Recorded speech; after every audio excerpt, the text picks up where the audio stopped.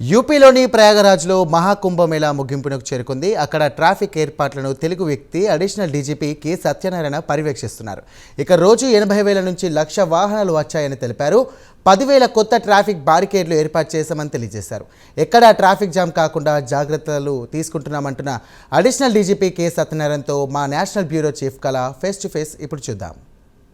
మహాకుంభమేళలో చాలా అట్టహాసంగా దాదాపు 45 రోజుల పండగ రేపటితో ముగుస్తుంది. కానీ దీన్ని ఇంతమంది కోట్ల మంది ప్రజలను ట్రాఫిక్ నుంచి అనుకోవచ్చు, తర్వాత ఇక్కడ ఉండేటటువంటి వాళ్ళకి ఎప్పటికప్పుడు కూడా సూచనలు సలహాలు ఇస్తున్నటువంటి ఒక తెలుగు క్యాడర్కి సంబంధించినటువంటి కె సత్యనారాయణ గారు మహాకుంభమేళకు సంబంధించినటువంటి ఇక్కడ మనకు అడిషనల్ డీజీపీగా వర్క్ చేస్తున్నారు కుంభమేళాలో.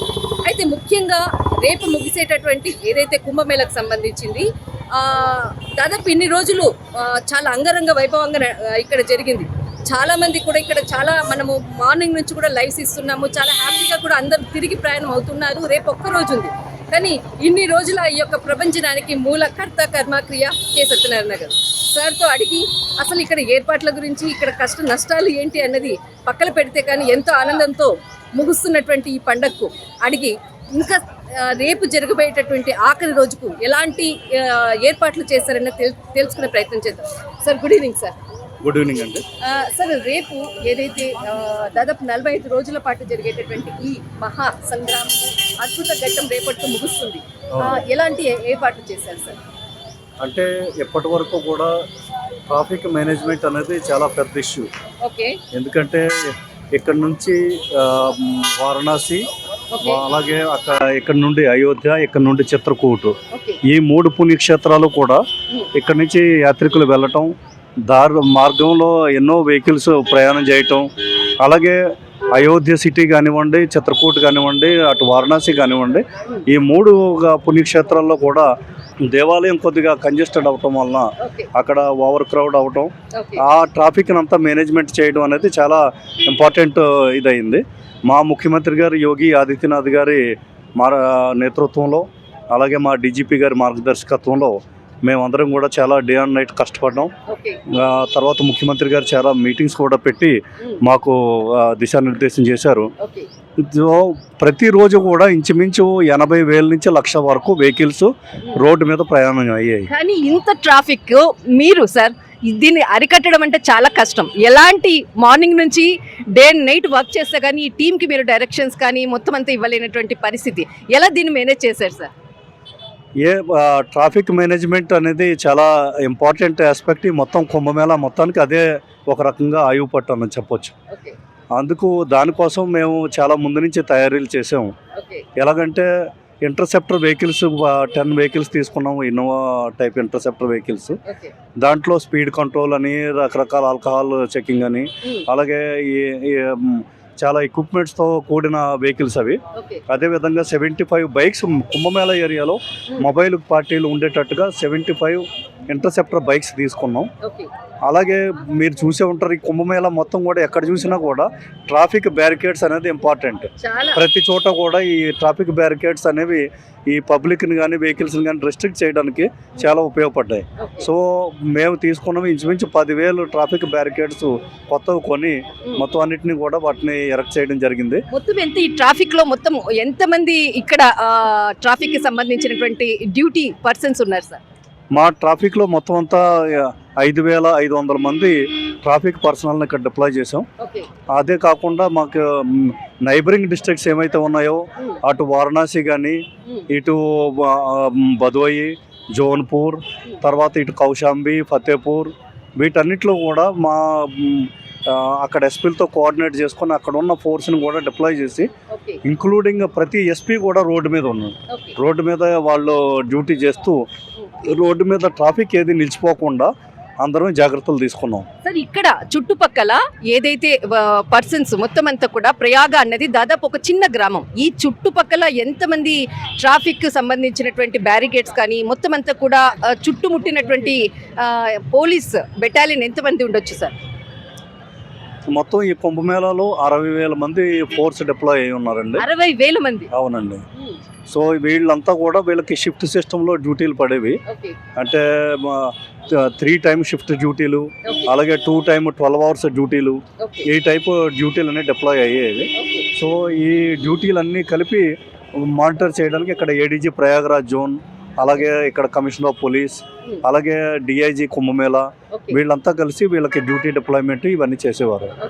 సో నా డ్యూటీ ఏంటంటే, నా పోస్ట్ ఏడీజీ ట్రాఫిక్ అవటం వలన నాది నైబరింగ్ డిస్ట్రిక్ట్ నుంచి ఏమైతే ఫీడర్ రోడ్స్ ఉంటాయో ఆ రోడ్స్ అన్నిట్లో కూడా ఎక్కడ ట్రాఫిక్ జామ్ కాకుండా నేను జాగ్రత్తలు తీసుకున్నాను. సార్, ఇక్కడ అంటే ఏదైతే మనకు ట్రాఫిక్ కి సంబంధించినటువంటిది ముఖ్యంగా ట్రైన్స్ స్టేషన్స్, ప్రయాగ్రాజ్ జంక్షన్స్, చాలా స్టేషన్స్ ఉన్నాయి.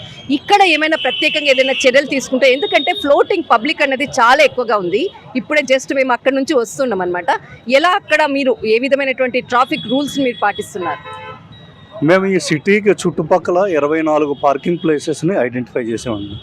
ఈ పార్కింగ్ ప్లేసెస్ అన్నిట్లో కూడా అవుట్స్కట్స్లో ఉన్న పార్కింగ్ ప్లేసెస్ అవన్నీ కవర్ చేస్తూ ఫస్ట్ కమ్ ఫస్ట్ బేసిస్లో మొదట వచ్చిన వెహికల్స్ అన్నిటిని కూడా closest to the Sangam point parking ప్లేసెస్లో వాటిని ఫిల్ చేయటం, తర్వాత వచ్చే వెహికల్స్ అన్నింటిని కూడా అవుట్ సైడ్లో ఉన్న పార్కింగ్ ప్లేసెస్లో ఫిల్ చేయటం, ఈ రకంగా పార్కింగ్ ప్లేసెస్ అన్నిటిని ఫిల్ చేయడం జరిగింది. రెండోది ఏంటంటే, చాలామంది వెహికల్స్ని రోడ్డు మీద పార్క్ చేసి వెళ్ళిపోవడం అనేది చేస్తూ ఉంటారు. సో వాటన్నిటిని రిమూవ్ చేయడం కోసం 22 క్రేన్లు మేము రోడ్స్ మీద డిప్లాయ్ చేసాం. ఆ క్రేన్స్ ద్వారా ఆ వెహికల్స్ అన్నింటినీ రిమూవ్ చేసి వాటిని పార్కింగ్ ప్లేసెస్కి పంపించడం జరిగింది. సో ఈ విధంగా ఏ వెహికల్ కూడా రోడ్డు మీద నిలిచిపోకుండా పార్కింగ్ ప్లేసెస్కి పంపించడం జరిగింది. అది కాకుండా రోడ్డు ఎక్కడి నుంచి డివైడ్ చేయాలి, ఎక్కడ ఆపాలి, రోడ్డు డివైడ్ కట్స్ అవి ఉంటాయి, వాటన్నిటిని క్లోజ్ చేయటం, అలాగే ఈ హోటల్స్ డాబాల దగ్గర కూడా ఎక్కడ వెహికల్స్ నిలిచిపోకుండా తగిన చర్యలన్నీ తీసుకోవడం జరిగింది. అలాగే మీరు గమనిస్తే ఈ నైబరింగ్ డిస్ట్రిక్ట్స్ ఏమైతే ఉన్నాయో, అటు ప్రతాప్గఢ్ కానీ, జోన్పూర్ కానీ, రాయ్బరేలీ కానీ, ప్రతి జిల్లాలో కూడా 7 నుంచి 10 హోల్డింగ్ ఏరియాస్ అన్నింటినీ కూడా మేము తయారు చేసి పెట్టుకున్నాం. ఎప్పుడైనా ఓవర్ క్రౌడ్ అయినప్పుడు ఆ జిల్లాల ఎస్పీలకు చెప్పి అక్కడ ఉన్న వెహికల్ ట్రాఫిక్ అంతా కూడా అక్కడ హోల్డ్ చేసి ఆ హోల్డింగ్ ఏరియాలో పెట్టి వాళ్ళకి భోజన సదుపాయాలు కూడా కల్పించడం జరిగింది. సార్, ఇంత మహాకుంభమేళలో ఒకటి లాస్ట్ మనకి కొన్ని రోజుల క్రితం జరిగినటువంటి సంఘటన అనుకోవచ్చు, చాలా మంది కూడా మరణించారు. అయితే అది దేనివల్ల మెయిన్ రీజన్ జరిగిందని అంటారు సార్? ఎందుకంటే మీరు ఇక్కడ ట్రాఫిక్ కానీ అన్ని కూడా మీరు చూసేటటువంటి ఒక వ్యవస్థ ఉన్నటువంటిది. చాలా మందికి ఏదేదో కామెంట్ చేస్తున్నారు, రకరకాలుగా చెప్తున్నారు, కానీ మెయిన్ రీజన్ అక్కడ జరిగిన ఇన్సిడెంట్ ఏంటి? బేసికల్గా ఆ ఏరియా మొత్తం కుంభమేళా డిఐజీ నేతృత్వంలో ఉంటుంది. ఆయన పర్సనల్గా చూసే ఏరియా. బట్ యాజ్ సచ్ నేను మీకు చెప్పాల్సింది ఏంటంటే, 27th 28th అన్ప్రెసిడెంటెడ్ క్రౌడ్ వచ్చిందండి. అంటే మేము అసలు అంత క్రౌడ్ అని మేము ఎక్స్పెక్ట్ చేయలేకపోయాం. రెండోది ఏంటంటే, ఆ క్రౌడ్ కూడా మీకు నేను 27, 28 తేదీలో రోడ్ల మీద వెళ్తే రోడ్డు మీద మనిషి నిలబడడానికి కూడా స్థలం లేని పరిస్థితి. మెయిన్ రోడ్స్లో అంత క్రౌడ్ మొత్తం అంతా కూడా పుష్ అయి ఉన్నది. సో అదొకటి మెయిన్ రీజన్ మనకి కనిపిస్తుంది. ఎంత క్రౌడ్ అంతా కూడా అందరికీ త్రివేణి సంగమంలో స్నానం చేయాలి, అది కూడా ఆ ముహూర్తం టైంలో స్నానం చేయాలని వాళ్ళంతా పెట్టుకోవడం వల్ల మొత్తం అందరూ కూడా అక్కడికి వెళ్ళడం. సో చాలామంది అక్కడే పడుకుని పోయారు. ఈ యాత్రికులు ఎవరైతే ఉన్నారో రాత్రి అంతా అక్కడ పడుకుని ఉండిపోయారు. సో మిగతా వాళ్ళు వెనక నుండి వచ్చిన క్రౌడ్ వాళ్ళని చూసుకోకుండా అటు నడవడం జరిగింది.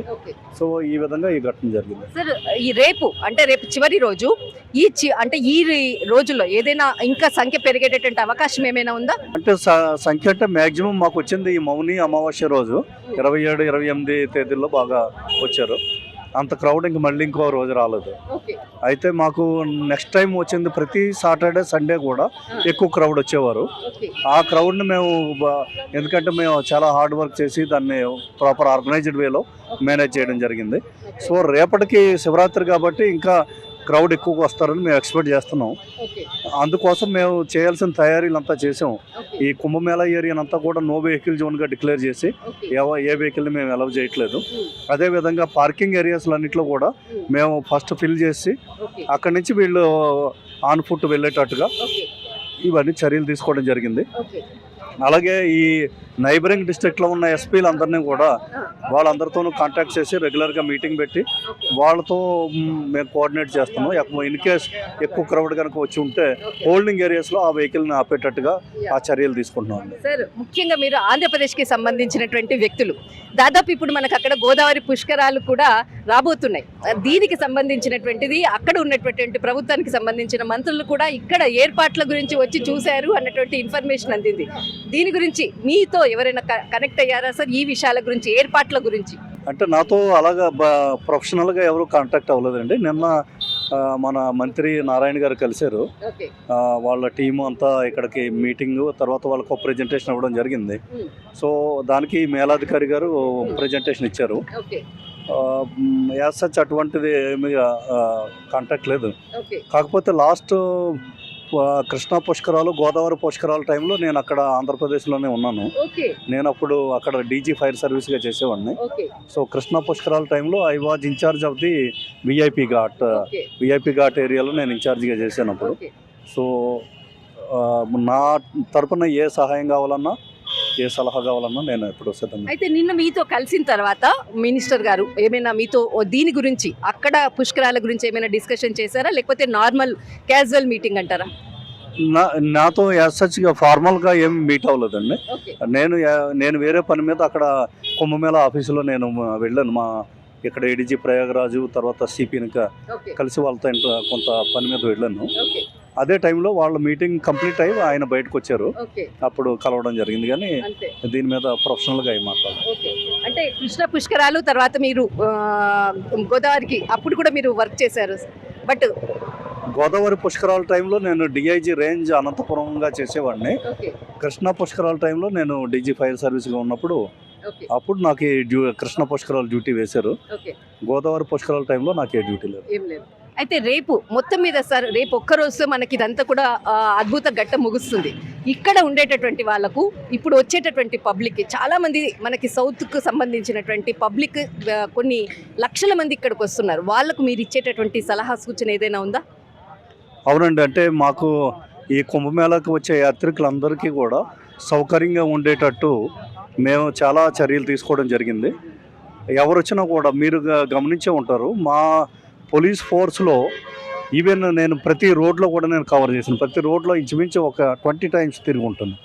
సో ప్రతి రోడ్డులో తిరుగుతూ ప్రతి కానిస్టేబుల్తో నేను మాట్లాడుతున్నాను.